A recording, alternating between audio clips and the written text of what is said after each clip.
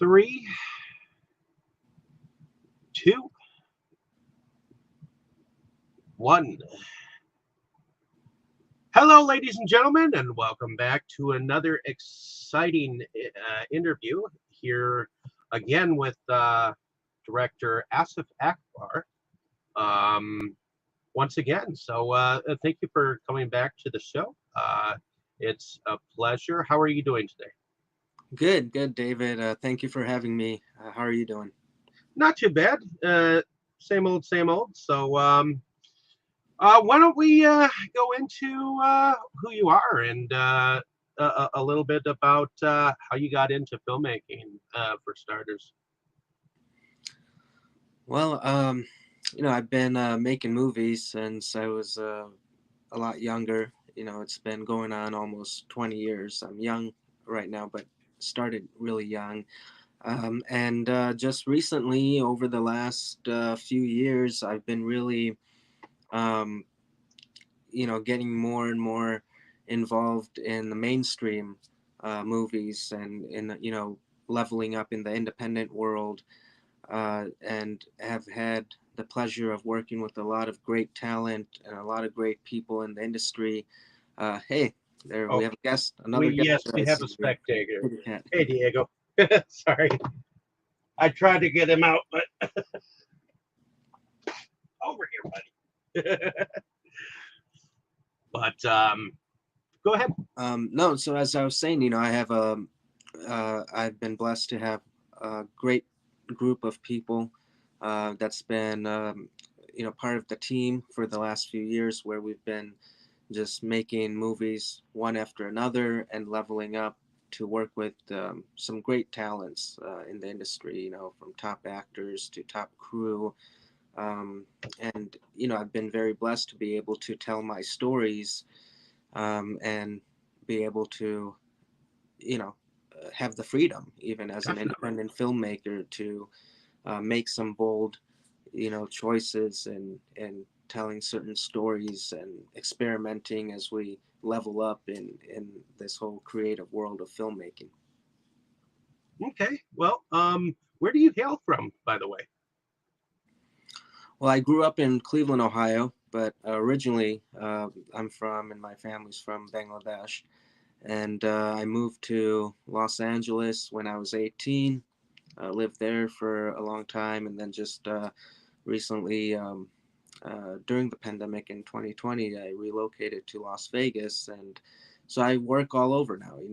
We film projects all over the globe, and I've been blessed to be able to, you know, shoot all over the states, parts of the different, European and Asian countries. So it's been a great ride, and I feel like I'm just getting started. There's so much more to do, and so many more projects to explore. So it's an exciting time. Very cool.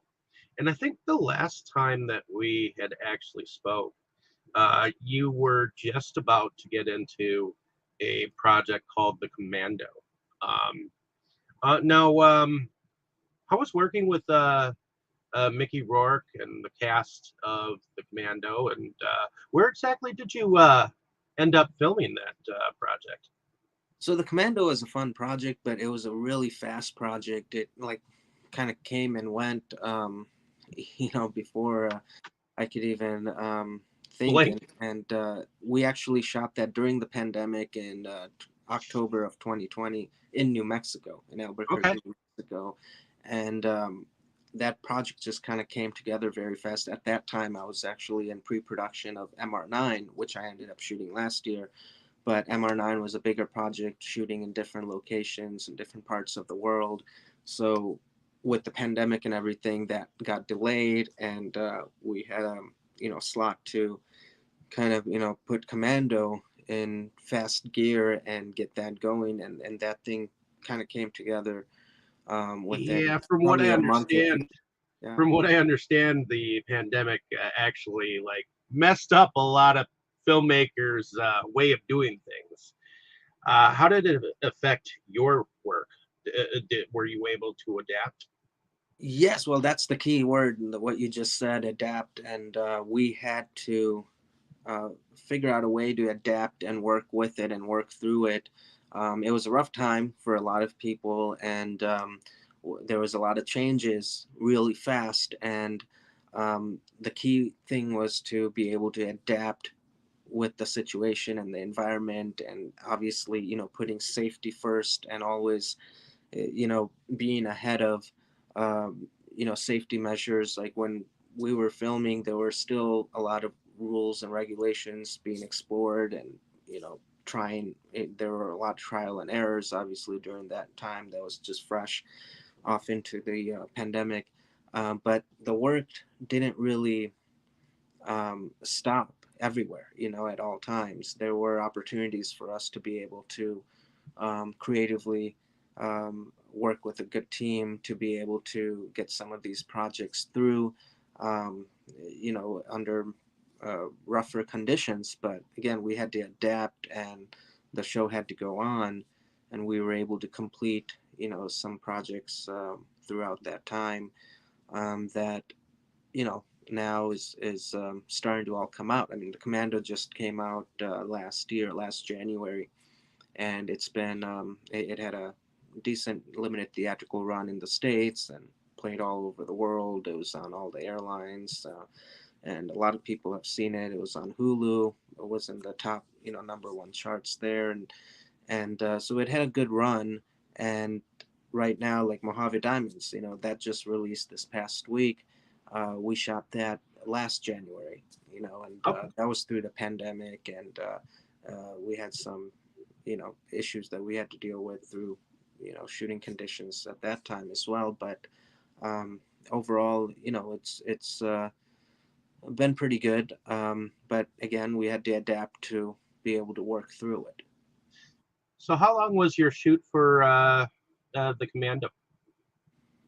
The Commando is actually a record-breaking shoot of, you know, what we did with the kind of talent we worked with, and the type of action film we were doing. For me, at least, it was a very fast record shoot of 10 days. Actually, it was like 11 days, 11 and a half days with pickups and everything, but 10 full principal days out in Albuquerque, New Mexico. And again, that was partly of us adapting at that time with the environment of safety protocols, and um, working with pandemic rules. We had to be limited with our schedule and certain resources, and be able to just tell the story. Um, but not every film has to be like that, and sometimes, we have to also look at um, what we do as a business. It's show business. It's obviously it's the arts, and the creative side is a big part of it, and that's how we you know even make a living doing what we do. We're artists, but at the same time, it's a business to be making the kind of movies that I've been blessed to be able to make the last several years of my career, where it's a product that we're making. And a lot of times as the filmmaker, we're very close to it, but we have to understand and accept that it's not a film that we're making for ourselves. I have to put in elements, thinking about the audience and the targeted audience that Hmm. particular film is for.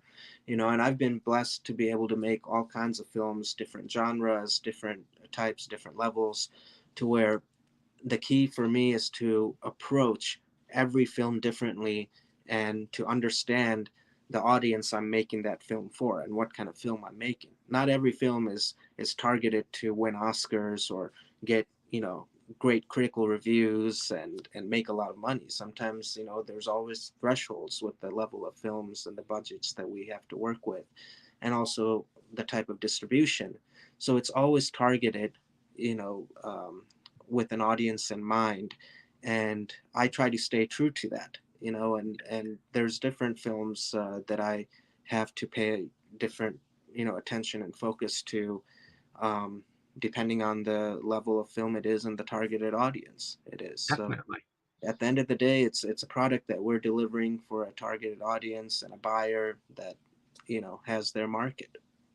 Now, do you have a specific production company name that you go under?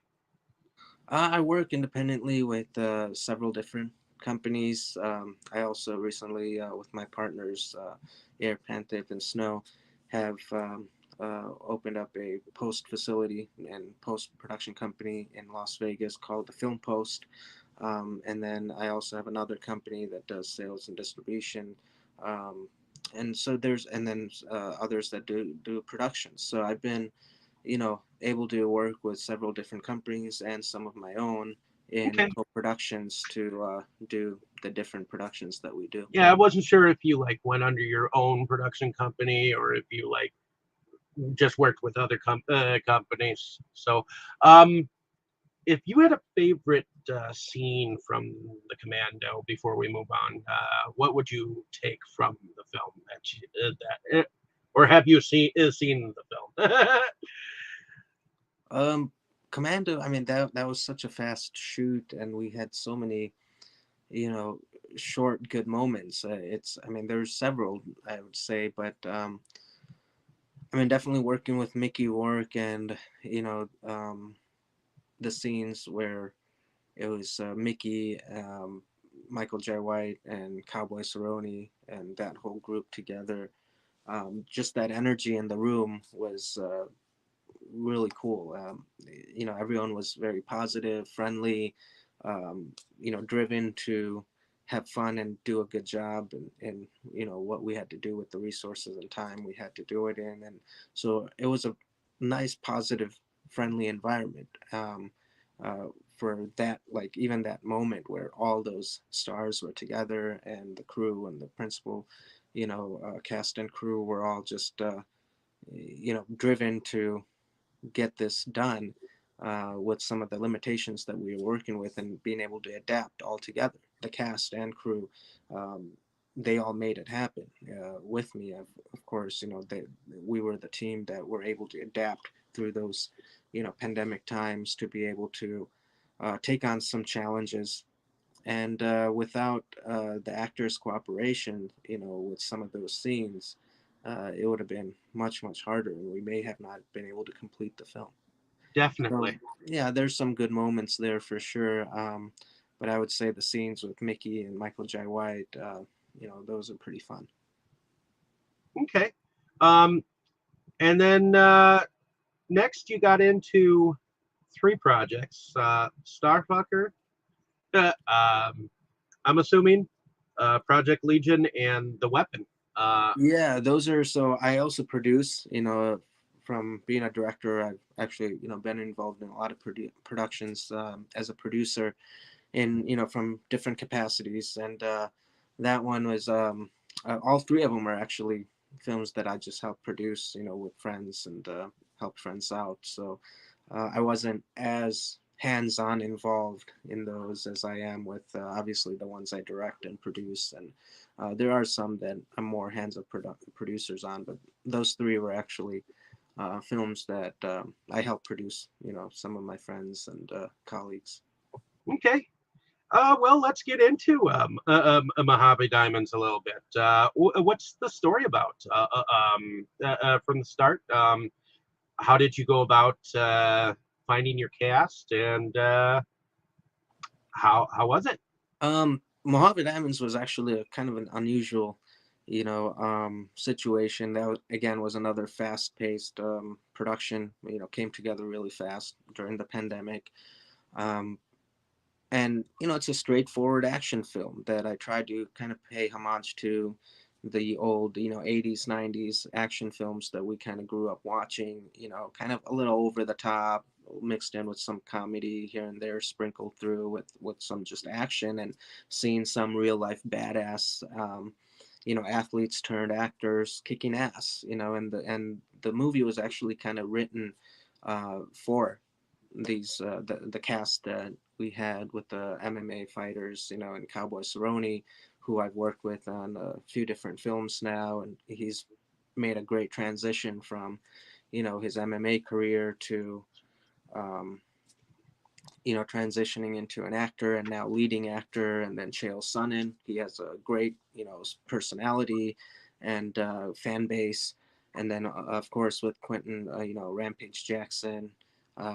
the three of those combined together, made a great combination for MMA fans, action fans, and people that love these kinds of movies. And my good friend Weston Cage, he's also in it. He plays actually, one of the main bad guys. He ends up being the villain, and he did a great job. I mean, it was a combination of a really cool cast, along with just a straightforward action film about brothers coming together and getting revenge and fighting the bad guys, yeah, with all these twists and turns. I mean, some of it, it's all straightforward. It's predictable, but it's a fun ride. It's one of those films where you just sit back for 90 minutes and relax and have a popcorn flicks. It's nothing like that we weren't thinking like we're going to go win an Oscar with this. We were having fun making it, and we're hoping the audience just has And fun. that's all you can ask for is having a good cast that can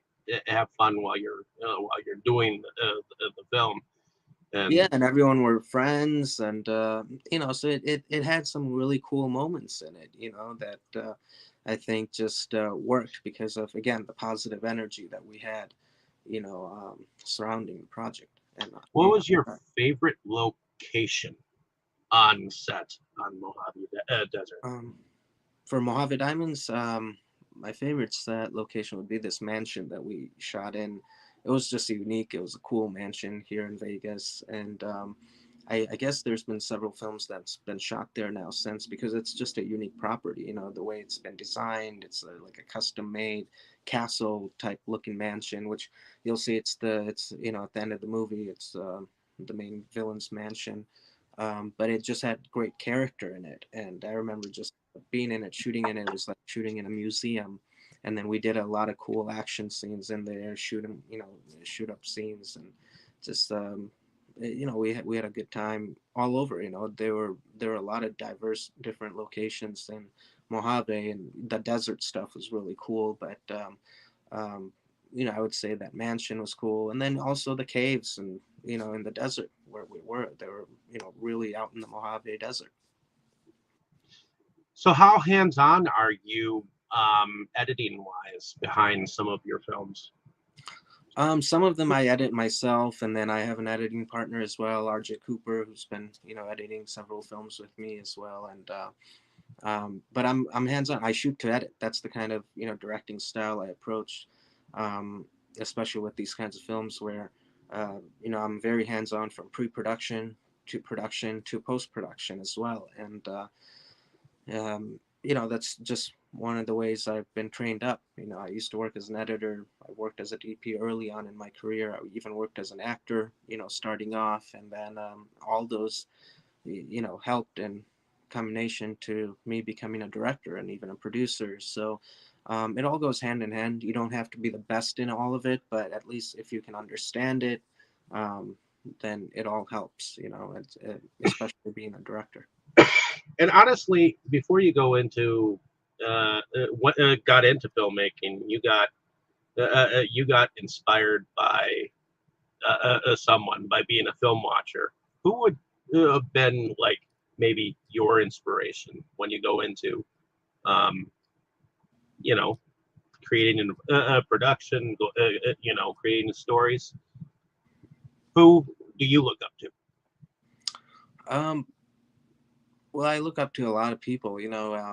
Growing up, I was lucky enough to be able to watch a lot of movies as a kid, and I grew up in a really interesting time, where there were a lot of experimental films being thrown out, to the audience, and my dad inspired me a lot by, allowing me to watch all kinds of films, and even international films.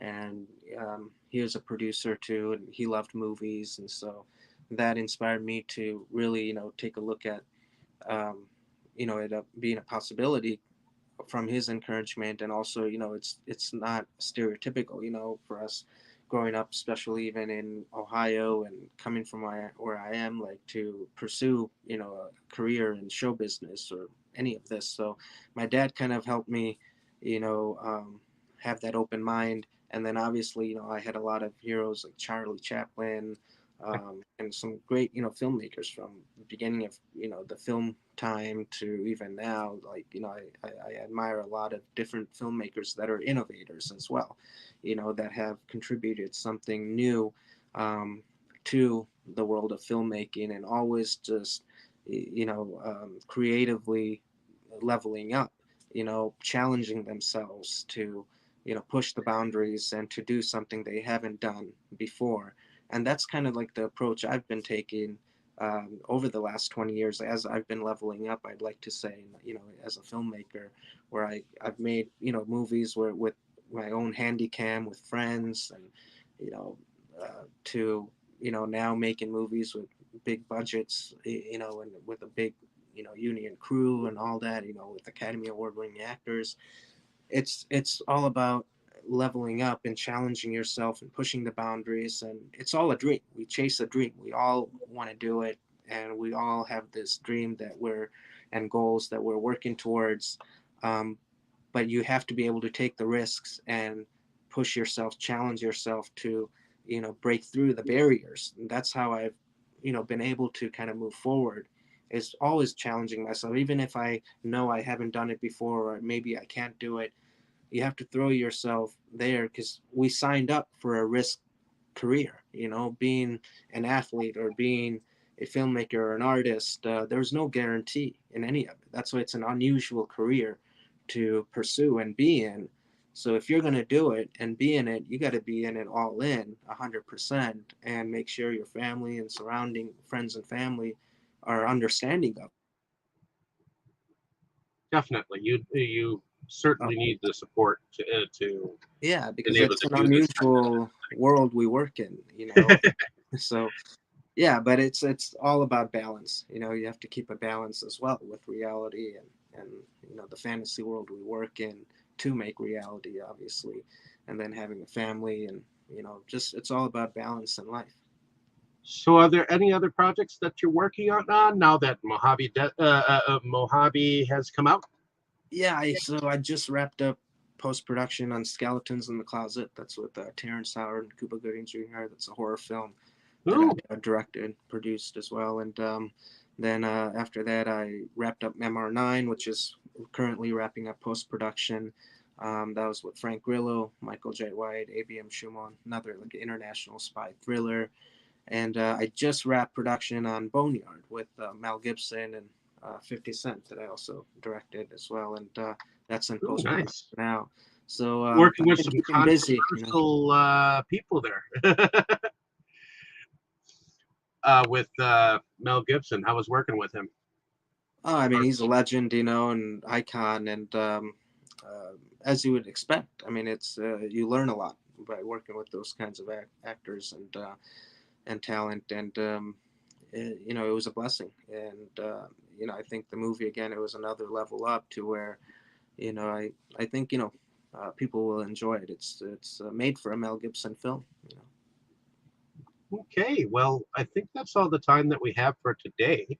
But I appreciate you coming on and talking about some of your newest efforts, and hopefully, now is Mojave streaming anywhere right now, or Yeah, so Mojave is it's going through right now the rental and purchase phase and DVDs.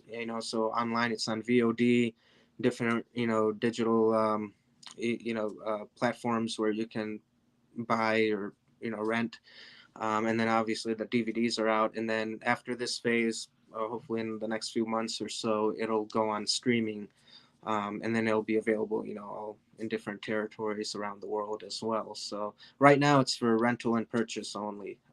okay? So you can find it Amazon Prime, Vudu, iTunes, any of those places.